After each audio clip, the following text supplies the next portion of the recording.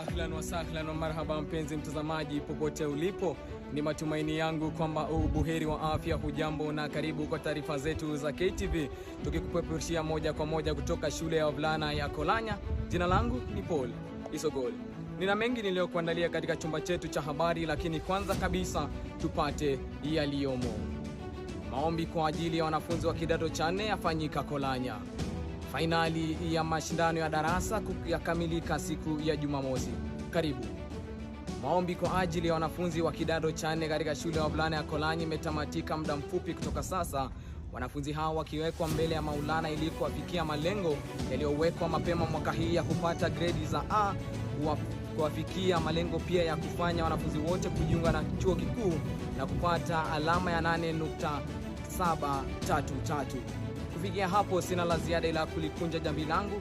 Tupatane wiki ijayo panapo majaliwa. Falsafa ya siku wanasema, anayekuzia gesi shituka sana anapoanza kutumia mkaa.